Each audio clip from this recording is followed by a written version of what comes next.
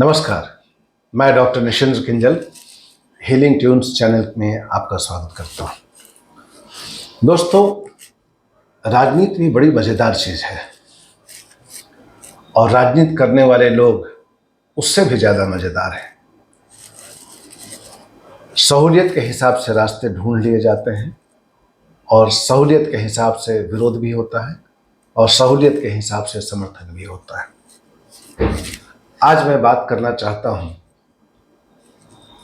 बड़ी इंटरेस्टिंग चीज़, आरक्षण के बारे में। अभी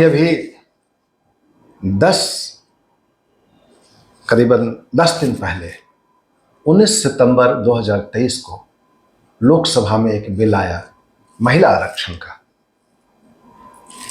बिना कोई विवाद के बहुत आराम से लोकसभा में पारित हो गया। थोड़ा बहुत तो जब वहां पे अलग अलग दलों के नेता हैं तो कुछ तो बोलना है, दिखाना है कि हमने भी कुछ बोला,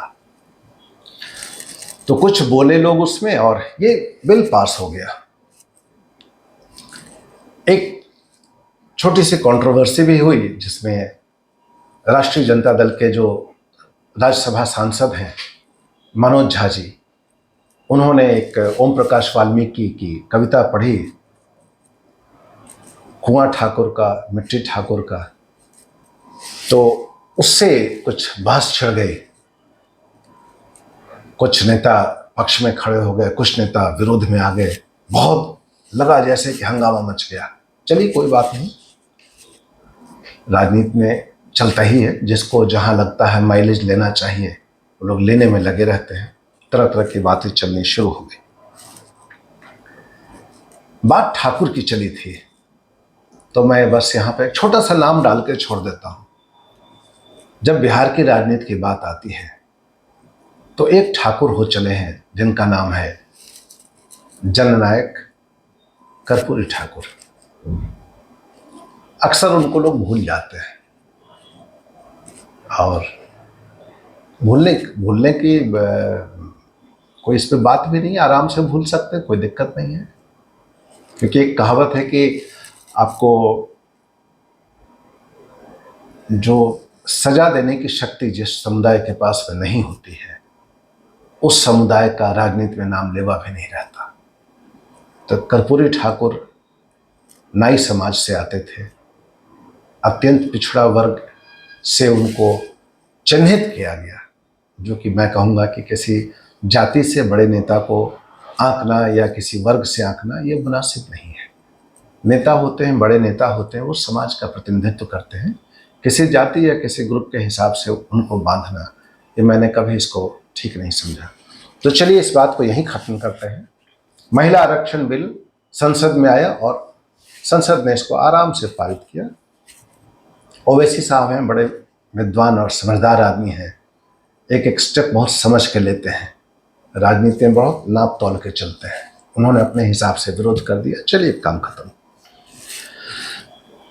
2019 में ऐसे ही एक और आरक्षण का बिल आया था संसद में, जो संविधान के 15वें और 16वें आर्टिकल का 130वें संशोधन के रूप में आया, जो था इकोनॉमिकली वीकर सेक्शन के लिए 10% आरक्षण का। ये कब बिल आया, कब पास हुआ, किसी को पता भी नहीं चला। पिछले लोकसभा चुनाव के जस्ट पहले आया, 9 जनवरी 2019 को आया, आराम से पारित हो गया। कहीं कोई मरमरिंग भी नहीं हुई, चूं चपड़ कुछ नहीं। ये बिल क्या कहता है, ये एक्ट, अब तो बिल नहीं कहेंगे, इसे कानून कहेंगे। ये कानून क्या कहता है कि जो आर्थिक रूप से वैसे कमजोर लोग, जो अनुसूचित जाति, अनुसूचित जनजाति या अन्य पिछड़ी जातियों में नहीं आते हैं, शेड्यूल्ड कास्ट, शेड्यूल्ड ट्राइब और ओबीसी में नहीं आते हैं, ऐसे लोगों में जो इकोनॉमिकली वीक है, उनके लिए 10% आरक्षण का प्रावधान होगा सरकारी सेवाओं में। ये लागू हो गया।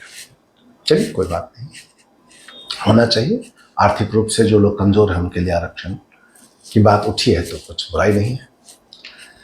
अब इससे मैं थोड़ा पीछे जाना चाहता हूं।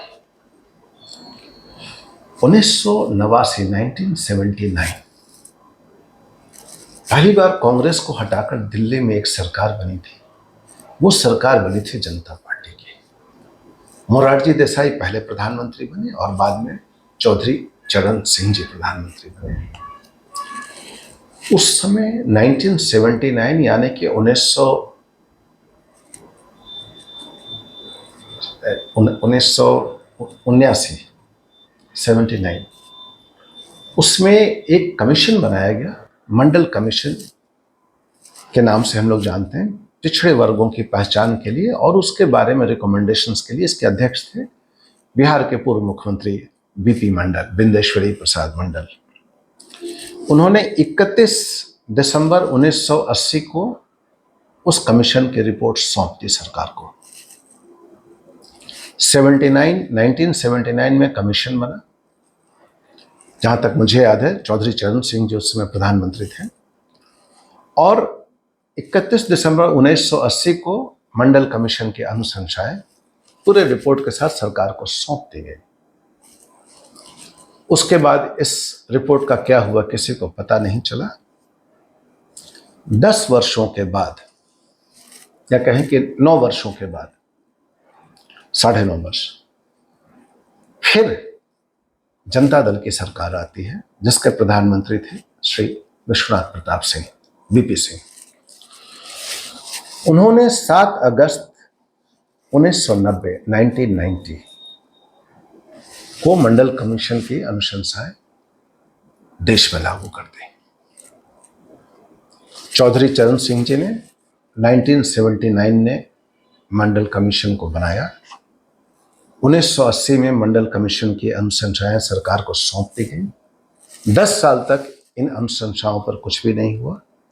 1990 में प्रधानमंत्री विश्वनाथ प्रताप सिंह जी ने इन अनुशंसाओं को देश में लागू कर दिया। इसके लागू करने के बाद क्या हुआ वो तमाशा हम लोगों ने देखा। पहला, बड़े ही दुर्भाग्यपूर्ण रूप से दिल्ली यूनिवर्सिटी में एक कॉलेज है, देशबंधु कॉलेज। उस देशबंधु कॉलेज का एक लड़का राजीव गोस्वामी, उसने आत्मदाह दिल्ली यूनिवर्सिटी कैंपस में करने का प्रयास किया। कहते हैं कि उसे उकसा कर भेजा गया और कुछ लोगों ने उसके शरीर पर कोई ज्वलनशील पदार्थ डाल के आग लगा दी, इस प्रकार की भी खबर है। और यह भी कहा जाता है कि उसने स्वयं से लगाया। जो भी रहा हो, उस लड़के का शरीर जल गया। लेकिन उसके बाद दिल्ली यूनिवर्सिटी के छात्र संघ का वो अध्यक्ष बन गया। छात्र संघ का अध्यक्ष बना, एक विषय है। 10 वर्षों तक वह बीमार रहा, और बीमार रहने के बाद अंततः वह इस दुनिया से चला गया, राजीव गोस्वामी। मुझे अभी भी याद है, इंडिया टुडे के प्रथम मुख पृष्ठ पर यानी कि कवर पेज पर उसका जो तस्वीर था, आग की लपटें हैं और बीच में वो लड़का जीन्स पैंट पहने हुए, वो तस्वीर अभी भी मुझे याद है। मैं भी उस समय डॉक्टर हो चुका था जी। तो वो राजीव गोस्वामी का वो सेल्फ इमोलेशन, आत्मदाह का प्रयास, और उसके बाद बहुत से शहरों में बच्चों ने, लड़कियों ने, लड़कों ने तरह तरह अपने अपने ढंग से उस मंडल कमीशन की अनुशंसाओं का विरोध किया। चलिए, कोई बात नहीं, प्रजातंत्र में ये अधिकार सबको है कि कुछ चीज़ नहीं पसंद आए तो अपने ढंग से उसका विरोध कर सकते हैं। सबसे मज़ेदार बात ये हुई, जो हम लोग सुनते थे, मैं तो आर्मी के कॉलेज से पढ़ के आया था, उसमें सवाल उठता था। उसके पहले से देश में शेड्यूल कास्ट और शेड्यूल ट्राइब के लिए आरक्षण था। लोकसभा में, विधानसभा में और सरकारी नौकरियों में आरक्षण चल रहा था, और था तो ठीक है, उसके लिए संविधान में उसके लिए जगह थी और यह कानून था देश में। मंडल कमीशन के बाद से अचानक ये चर्चा बहुत जबरदस्त उठी कि आरक्षण के माध्यम से टैलेंट यानी कि मेधा का हनन होता है। आरक्षण के माध्यम से जो लोग आएंगे वो मेधावी बच्चों का या मेधावी लोगों का हक मारेंगे। ये बात बहुत जोर से पूरे देश में फैली मंडल कमीशन लागू होने के बाद। चलिए, बात सही है कि यदि देश में प्रजातंत्र है तो सबको समान रूप से आगे बढ़ने का अधिकार है। आरक्षण से मेधा में हानि होती है, ये बात गौरतलब है। जब आरक्षण से मेधा में हानि होती है या मेधावी लोगों का नुकसान होता है, तो ये इकोनॉमिकली वीकर सेक्शन के लिए जो आरक्षण 2019 में बिना किसी बहस के लग गया, उस आरक्षण से मेधा में हानि नहीं होती, नहीं होती, क्योंकि वहां किसी पार्टी ने विरोध नहीं किया। सारे राजनीतिक दलों ने कहा कि ठीक है, अच्छी बात, जब कह रहे हैं तो अच्छी बात। अभी महिला बिल आया 33% का, फिर सभी पार्टियां एक होकर नहीं ठीक है, इसको लागू करना चाहिए। तो इसमें चलिए, ये बात अलग है कि ये लोकसभा और विधानसभा के लिए है, लेकिन ये एक रास्ता खुलता है, कल को ये नौकरियों में भी जाएगा। अब ये अलग बात है कि देश में कितनी नौकरियां बचेंगी नहीं बचेंगी, वो अलग बात है। मैं कहना ये चाह रहा हूं,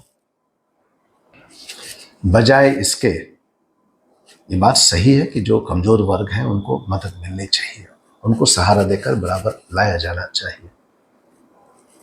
लेकिन जब एक आरक्षण आया था तो वहां ये दलील आई कि आरक्षण से मेधा की हानि होती है, और दूसरे जब आरक्षण आते हैं तो वहां चुप लगा जाते हैं।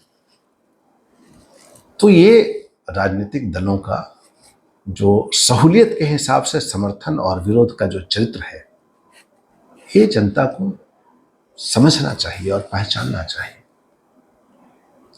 और यहीं पर आके लगता है कि हम लोगों ने अपनी शक्ति बहुत ज्यादा राजनीतिक दलों को दे रखी है।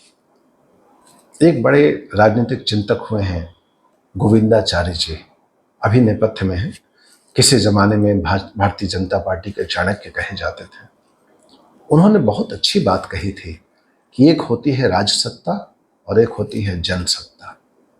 राजसत्ता वह है जो विधानसभा, विधान परिषद, लोकसभा, राज्यसभा और उनके द्वारा जो उनसे जुड़े हुए बाकी संस्थाएं हैं, जैसे न्यायपालिका हो गई या जो ब्यूरोक्रेसी हो गई, तो ये जितनी संस्थाएं हैं, इसको राजसत्ता उन्होंने कहा कि ये राजसत्ता है।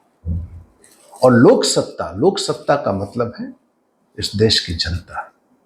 उन्होंने कहा कि जब जब राजसत्ता के सामने लोकसत्ता नतमस्तक होगी, समाज गर्त में चला जाएगा, और जब लोकसत्ता राजसत्ता पर भारी पड़ेगी तो समाज विकास की ओर, देश विकास की ओर चलेगा। शायद उनकी यही बात उस समय के उनके बड़े नेताओं को पसंद नहीं आई और उन्हें बड़े होशियारी से हाशिए पर धकेल दिया गया। आज फिर हम वैसे ही किसी मोड़ पे खड़े हैं, और मैं एक नागरिक के रूप में महसूस करता हूं, आज पुनः लोकसत्ता कहीं ना कहीं भीख मांगती नजर आ रही है इस राजसत्ता के सामने। कोई भी दल हो, कोई फर्क नहीं पड़ता। राजसत्ता, ये ध्यान रहे, राजसत्ता का अर्थ सिर्फ राजनीतिज्ञ नहीं होते, पूरा सिस्टम, पॉलिटिशियंस भी हैं उसमें, ब्यूरोक्रेट्स भी हैं, जुडिशरी भी है, और उसको चलाने वाले, उसके साथ जुड़े हुए जो कॉरपोरेट सेक्टर है, जो उनकी फंडिंग करते हैं, वो मिलकर राजसत्ता बनती है।